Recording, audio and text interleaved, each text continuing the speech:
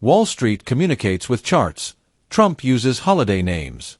His newest, Tariff Liberation Day, and it just sent shockwaves across global markets. Donald Trump raised his fist and proclaimed, "My fellow Americans, this is Liberation Day." But liberation from whom? Everyone, it seems, Canada, Japan, the EU, even the UK. No one is exempt. What are the tariff rates? What goods are targeted? No one knows. Even Peter Doocy of Fox News admitted the details were murky, noting Trump was supposedly deciding between a 20% flat tariff or a system of retaliatory tariffs based on how other nations tax the U.S.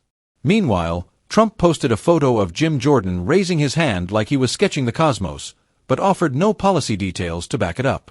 Within hours, the stock market tanked, red everywhere. Inflation rose, businesses panicked, and many Americans returned to eating instant noodles. Farmers and manufacturers issued urgent warnings. Another bad season could be catastrophic. Meat processors and popcorn exporters saw losses in Europe.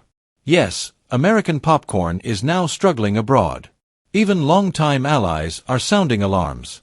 Senator Tom Tillis warned that those who speak casually of a little pain should talk to farmers who are one failed crop away from bankruptcy.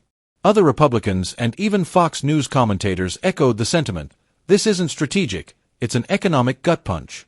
Senator Cory Booker called the moment a moral crossroads. This isn't about left or right, he said. It's about right or wrong. Senator Chris Murphy didn't hold back either, blasting the appointment of a weekend Fox News host, without diplomatic experience and a troubled personal history, to a top national security role. The Wall Street Journal published a brutal editorial. Tariffs don't grow economies. Bloomberg was even harsher, suggesting Trump's 25% tariffs might hand the global auto industry to China. While Trump shouts, "America first," EV executives in Shanghai are toasting their good fortune. Tariffs on components and critical imports are driving U.S. production costs up, making American products less competitive, like tacos with no sauce. Meanwhile, China, Japan, and South Korea are forming a new industrial alliance, a Fast and Furious-style Asian powerhouse. If this is America first, it looks like someone else is winning. In a judicial race in Wisconsin, Democratic candidate Susan Crawford defeated a Trump-endorsed opponent despite big money and support from Elon Musk. The message from voters: enough chaos. It wasn't just an election, it was a referendum on trust. In 2023, over 20% of global oil trade bypassed the US dollar. Trump responded with a threat, a 150% import tax on BRICS nations. BRICS, once a club of Brazil, Russia, India, China, and South Africa, had expanded by 2023 to include Egypt, the UAE, Ethiopia, and Cuba. Together, they now account for 36.7% of global GDP, surpassing the G7. BRICS is no longer just economic, it's geopolitical. At the 2024 summit in Kazan, Vladimir Putin unveiled a prototype BRICS currency, gold-backed, blockchain-powered, and designed to sidestep the dollar. It's a direct challenge to U.S. financial dominance. Trump's response? Any BRICS nation that tries to ditch the dollar will face 150% tariffs. He even threatened to sever trade ties with those playing games with American currency, warning that de-dollarization could destabilize U.S. trade, spark inflation, and threaten debt sustainability. Still, BRICS moved forward, pushing for a dollar-free cross-border payment system backed by gold and national currencies. This monetary shift is especially visible in the energy sector, where nearly 20% of oil trades no longer use dollars, a historic change. Cuba's entry into BRICS Plus, after decades under U.S. sanctions, offers it economic relief through new trade routes and funding. It's also a global signal. Nations once isolated by the West now have options. With gold rising, blockchain linking economies, and dollar dominance slipping, the world may be entering a multipolar financial era. Just after markets closed, Trump announced new tariffs, a 25% tax on all foreign-made cars, over 6 million annually. This wasn't a tweak. It was a global supply chain overhaul. Auto stocks plunged instantly. GM dropped 5% in minutes. Pharmaceuticals were next. The U.S., heavily reliant on foreign-made drug components, especially from China and Ireland, would now face higher costs. Seniors and low-income patients could see price hikes. Despite the looming crisis, Trump remained dismissive. It'll take care of itself. But for millions with retirement accounts and stock portfolios, this wasn't a dip, it was a direct threat. At the same press event, Trump was asked about Signalgate, military plans allegedly leaked via unsecured chats. He deflected, "Hexeth is doing a great job. He had nothing to do with this. It's all a witch hunt." Yet leaked messages included precise military times and locations. Leaking them could breach the Espionage Act. Moments later, Trump veered into coal and whales, noting bizarre whale deaths and praising beautiful clean coal as a powerful energy source. The abrupt switch left everyone, investors, viewers, allies, confused. What is this administration actually focused on? These contradictions fuel uncertainty, a recipe for stagflation. The Atlanta Fed projects a 1.8% GDP decline in Q1 2025. Some models predict a 3% contraction, compared to 2.3% growth just last quarter. Stagflation is notoriously difficult to combat.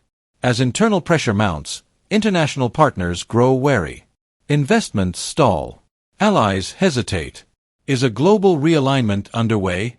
Amid these storms, a chaotic press conference adds fuel.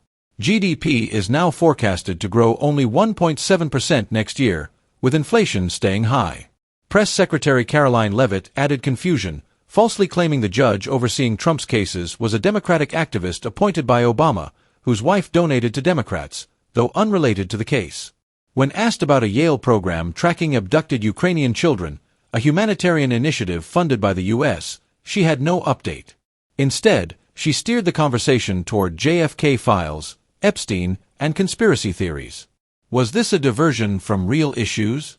Meanwhile, the White House faced criticism for deporting Venezuelan migrants without disclosing their identities or charges.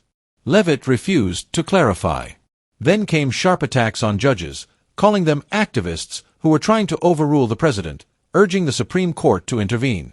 The administration also abruptly fired 2 Democratic FTC commissioners, citing vague reasons. Finally, while media focused on the press chaos, Federal Reserve Chair Jerome Powell gave a stark warning. GDP growth projections were being downgraded again. Without clearer policies, the economic future grows dimmer. What America needs now is transparency, not more theatrics. But just when it seemed the dust might settle, another shock. On March 15, 2025, a presidential order, signed by Donald Trump, appeared in the Federal Register, calling for the deportation of nearly 300 Venezuelans labeled as extremists under the Alien Enemies Act of 1798. Days later, Trump claimed, "I didn't sign it. Others handled it." But the document had his name, signature, and date. Who signed it? What's really happening behind the scenes? A country already on edge is left with even more questions than answers. Others were responsible for carrying it out. Meanwhile, White House spokesperson Caroline Leavitt confirmed the opposite. President Trump had indeed signed a proclamation invoking the Alien Enemies Act, a move described by state-affiliated media as part of an anti-terrorism operation. The title of the order, the visible signature, the official confirmation, everything pointed in one clear direction. Yet, when the public began asking questions, Trump distanced himself entirely. One side had the signed order, the other, his complete denial. And so, a deeper question emerged. Was this a blunder, or a calculated move? Wartime law, enacted during peacetime. The Alien Enemies Act of 1798, last invoked during World War II, is intended for use only when the United States is officially at war. But Congress hasn't declared war, nor is there a national emergency. Still, Trump declared it an invasion and labeled those targeted as criminals.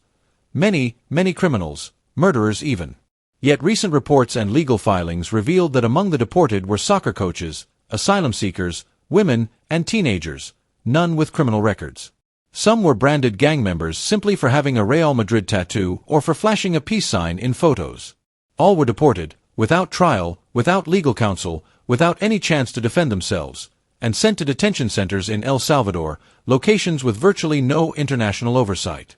So again, the question looms. Was this truly about national security, or about manipulating legal gray zones for political gain?